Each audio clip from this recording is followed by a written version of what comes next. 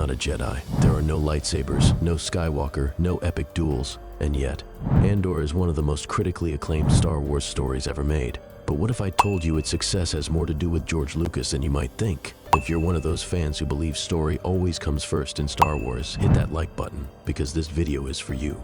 And if you're tired of bland canon worship and want bold storytelling, don't forget to subscribe for more deep dive content like this every single day.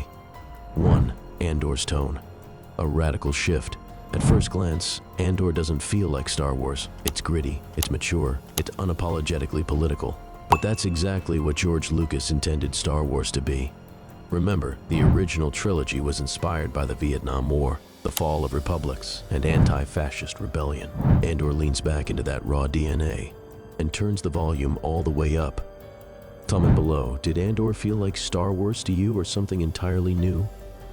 2. Tony Gilroy and George Lucas, kindred spirits.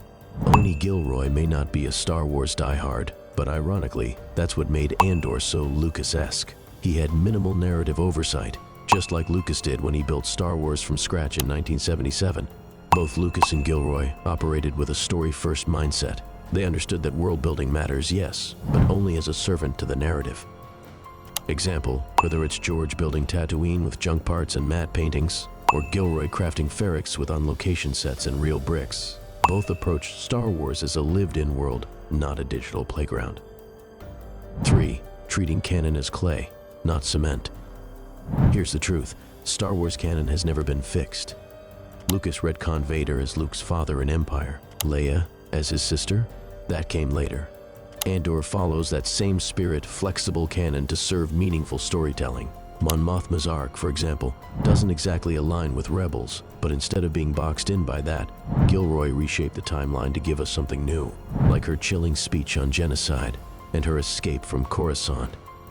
Imagine if Gilroy had been forced to stick to canon perfectly. We never would have gotten that powerful Senate speech, or Mon and Cassian sharing the screen. 4. Why retcons sometimes work. Yes, retconning is controversial, but if we're being honest, it's always been a part of Star Wars. From the comics and novels being overwritten, to shows like Obi-Wan Kenobi adjusting character motivations. Star Wars is fluid, not broken, just adaptable. And Andor proves that when creators are allowed to bend the edges, the result can be brilliant. Canon isn't a prison, it's a canvas. 5. Legacy of Lucas in Andor. George Lucas once said, "The point of Star Wars is to show how a democracy turns into a dictatorship." Andor doesn't just show that, it lives it.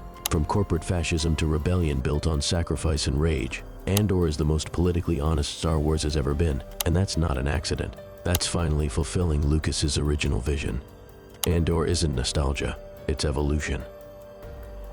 So next time someone says Andor doesn't feel like Star Wars, tell them it feels exactly like Star Wars, the way George Lucas always meant it. If this breakdown gave you a new perspective on Andor or George Lucas's legacy, hit that like button and drop a comment. Should future Star Wars creators be allowed to rewrite canon to tell better stories? And if you love Star Wars with brains and boldness, not just lightsabers and fan service, hit subscribe and turn on notifications for more videos like this every single day.